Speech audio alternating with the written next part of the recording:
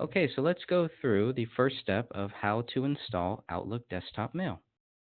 Now, the first thing that you want to do is you want to go to emailhelp.rackspace.com.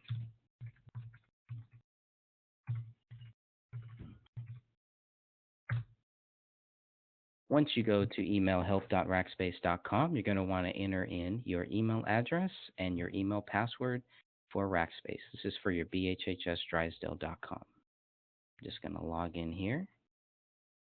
This is going to take you through all of the many steps and all of the many things that you can do to set up your email. So we're going to go here and just click on Set up Email. From there, we're going to choose if we want to set up on our computer, on our phone, on a tablet, or other. In this case, let's do computer. I have a Windows, so I'm going to go ahead and select Windows there. I'm going to choose which Outlook I have. Currently, I have Outlook 2016. Always do IMAP. And then basically, I'm going to follow these steps here one by one. And what I'm going to do now is I'm going to show you those steps. So we go into our control panel.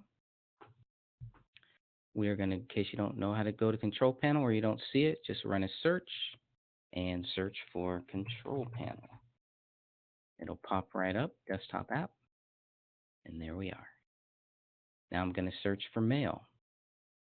It's going to clearly show that I have that I have Outlook 2016. I'm going to click on that. I'm going to go to show profiles. Let's act like I do not have a profile here. I'm going to go ahead and add one and make sure that you name this profile.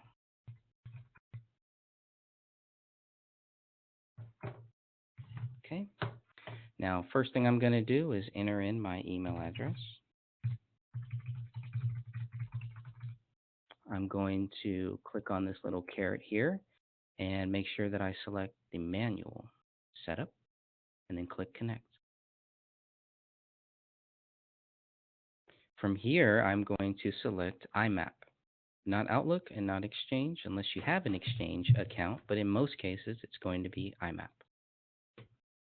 From there, I'm going to check my server settings. These are the server settings that we see here. The port settings might vary depending on your location and your office. So once again, we're just going to follow through these steps here, and we're going to go through the manual process. Okay. Where are you? All right. Just minimize that. Okay, now that I've verified that my incoming server and my outgoing server are correct, the ports are all correct, I'm going to connect. Going to ask me for my password. Going to make sure I save that password in my password list. Could take a while. I'm going to click OK. Now I have my new profile. Now I have the choice here of if I want, when I first start up Outlook, if I want it to automatically go to one of my profiles, or if I want it to prompt me so that I have choices. I'm going to go ahead and make sure that I have choices. I have different profiles for different reasons. And now I'm going to go down here and simply open up Outlook Desktop Mail.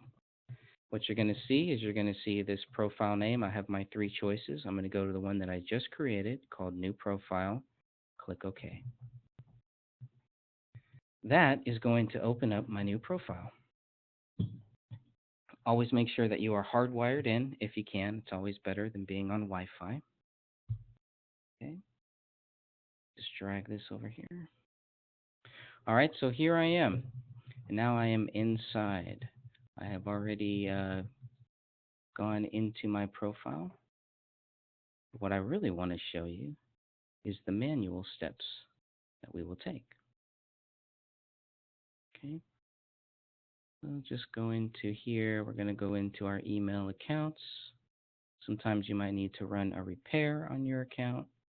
Other times, let's say we want to do the manual setup, which some of you who have the older version of Outlook when you go to set up your Outlook, it might look just like this. So again, you're going to enter in your name. That can be whatever you want, your email address.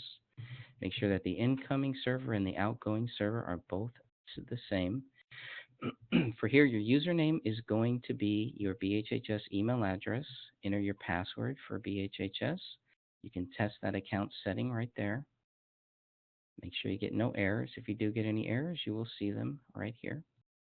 So far, no errors, but we're still going to go and check our more settings. We want to make sure for the outgoing server that this little box is checked. In advanced, we might have to adjust our port settings depending on your office. You might find that your port likes 568, I believe, 576. I'll have to find that out. Let me go and make sure that port setting is correct. 587. Okay, and there's 465. So right now I'm just going to make sure that I'm matched up to the 465. And once I am, 993465. Everything looks good. I'm going to click OK there. I click Next. It's going to run through again. Run a little test. Everything looks good. Okay. So if you ever do get stuck, or if you're not sure how to install Outlook, we just ran through those steps fairly quickly. And those steps can also be found right here at emailhelp.rackspace.com. You can print those out for future use. All right. If we don't have any questions on that, I'm going to go ahead and move on to the forwarding. So for the forwarding, I'm going to go in and close that. All right. Okay. So one of the things for the forward, make sure that you set up your forward in Rackspace. If you're not sure how to get to Rackspace, to your webmail, log into MyConnect, myconnect.bhhsdrysdale.com, and click on the webmail tab from your home page. It's found right here on your home. Okay, I'm going to click on that. It's going to open up apps.rackspace.com, and from there I'm going to put in my email address, and then I'm going to put in my email password. I'm going to choose to remember this info. That way I don't always have to keep entering that in. In a couple of clicks, I'm in Rackspace, and I'm ready to set up my forward. I'm going to show you where we set that up. First thing you're going to do is go over to the upper right corner and click on your email address. From there, you're going to go into the settings. Now from settings, you're going to go to incoming email. Incoming email, you're going to go to forward and make sure the forwarding status is on, and choose the email address that you want to forward to. Also choose if you want to save a copy to the forward.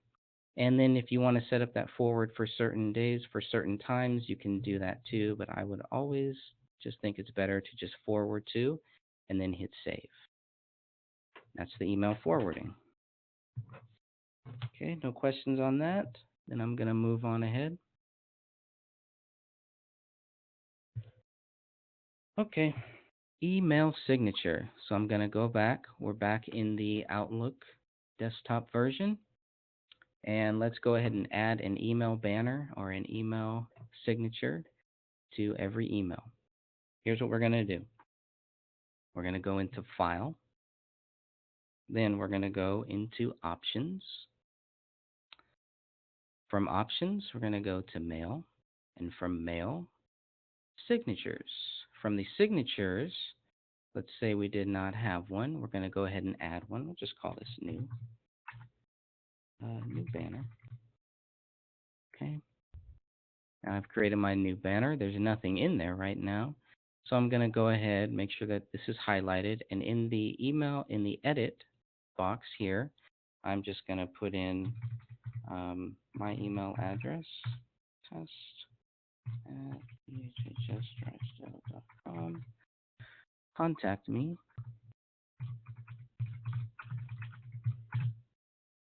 All right, and let's say underneath I'm going to put in my websites.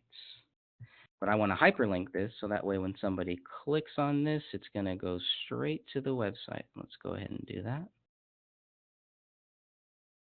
Alrighty. Email. So you just find where your signature is. In this case, I'm going to go ahead, throw in my email signature right there. There it is. That's the one I want.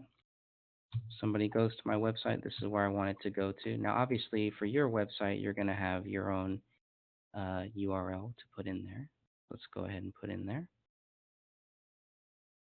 There is no template. There is no specific template for creating this banner, for creating this area here. And you have many choices here depending on the text that you want to choose, how big you want it to be. We've already added a hyperlink here. Let's say we want to add an image. We can add an image right in here and just throw in whatever image we want. If you have a banner, a email banner, you can go ahead and put in that banner there. I know a lot of you do. If you don't, you might want to contact Drysdale Services and see what you can do to get a banner placed in here.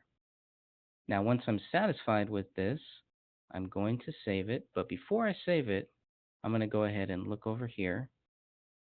I know I only have one email account, but for my new messages, right now you'll see it's set to none. So what I want to do is set that to my new banner. Every time that it replies or forwards, I also want my new banner to show up. Now I'm going to click Save. And that's it. Click OK. Click OK here. And now when I create a new email, you're going to see my email signature over here. Somebody clicks on this hyperlink, it'll go right to my website. They know where to contact me, and you'll have your lovely banner right there. Okay? Make sure there are no questions. Is there a Berkshire compliance? Well, you want to make sure that you have something professional. Make sure that it is compliant with Berkshire. It's important to know what is compliant and what is not compliant.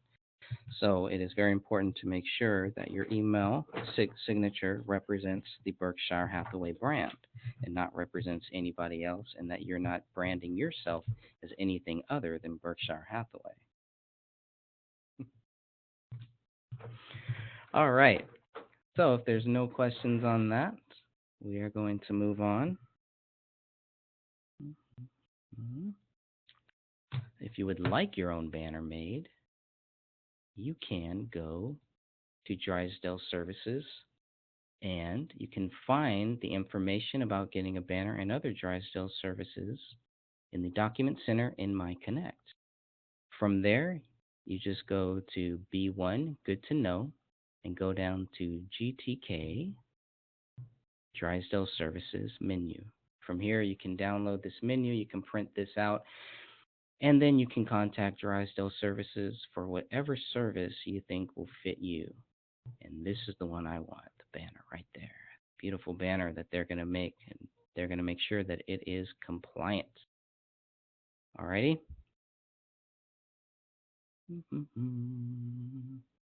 Compliance questions go to Judy Neal, of course, because Judy Neal knows all about compliance. She is my compliance czar. Okay, if there's no other questions about that, then we're going to go ahead and move on to more Outlook features. Only got a few more left, so hang in there with me. Okay, so next what I want to do is schedule a meeting. So I get an email from this guy named Greg. Hi, nice to meet you. I want to set up a meeting with Greg. So I'm going to double click on this email. Then I'm going to go to meeting. Okay, where's my meeting? Whoops, not double click. I'm going to just make sure that I highlight this email and then click on this meeting right up here. Okay, going to reply with the meeting. And you're going to see email, it's already going, who it's going to, subject, I can change that if I want, the location, do I want to meet them? Let's say I just want to do this online, maybe in a webinar. I'm going to schedule the date. I'm going to schedule the time. Right now it is 2:17. I'm going to schedule that for 3 to 3:30. I might leave a message in here. I'll see you at 3 p.m. And then I'm just going to send it to them. And I can add other people to this as well. It'll show up on their calendar. It'll show up on my calendar. And I will get a nice little message letting me know that I have created a calendar invite. Greg will respond to that, and then there will be no question that he will show up to my meeting. All right? There's no questions on that. I'm going to keep moving right along here. Let's move on to specific rules for specific emails, okay? I'm getting all of these messages. I'm getting some of these emails, let's say the ones that I don't want, okay? Or let's say I want to make sure that I move all of Gretchen's emails into a certain folder. All right, well, I'm going to just click on this once. I'm going to right click here. I'm going to go to rules and I'm going to say always move messages from Gretchen. Now the question is, where do I want to move them to? I have created a subfolder here specifically for Gretchen, and I want to say every email from Gretchen should go into the Gretchen folder. And I just click OK, and that's what will happen. All right, covered that. Okay, now let's say that I accidentally send an email to somebody that I didn't want to send it to, right? I'm going to send this to Greg. Say, hey there. I have to reschedule our meeting. Okay, I'm not going to be able to make the meeting. Every school. Okay, and then I send it to him. But I want to take it back. Like, oh, I shouldn't have sent that. Okay, well, I'm just going to go in to my sent items here. And I'm going to, there we go. Make sure I double click on that. Once I've double clicked on it and it opens up this little pop-up here, I'm just going to click on File. And then I'm going to go to Message, Resend, and Recall. Now, depending on if they've seen it, if he hasn't seen it, then I might have a chance to actually recall that message here.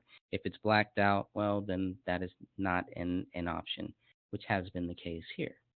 So I can resend it again and just say I do not have to reschedule.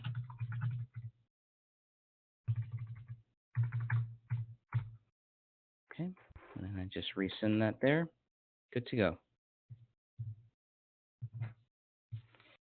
Okay, and the only other thing I wanted to show you today was how to just move emails in and out of your junk folder. I've been getting some spam. And so what I want to do, or I go into my spam folder and I notice this is not spam. This should not be in my spam folder. Well, of course, I can just move and just drag it over to any of these other folders, but it's probably better to just create some type of a rule and say always move these ones into a certain folder, or you can just go down to the junk here, go to junk email options, and you can add the person to your safe recipients list. And that way, this will ensure that this email never goes into my junk folder, which is what I want to do. You can also, if you're really getting spammed by people, you can block people. You can block those senders so that they can't send any more emails to you. You can do it right here, or I can simply, don't want to do it on that one, but I'm going to do it right here. So I just right click on the email that I notice I do not want this person to send me any email. I go down to the junk and I just say block sender. Now again, you can also say never block sender if you want to, never block this. But in this case, I just want to block this sender, and that will stop those emails from coming through. And that's all for today. So unless there are any questions, thank you everybody for joining me. I'll hang on the line for a few minutes, or else have a great day. Thank you very much.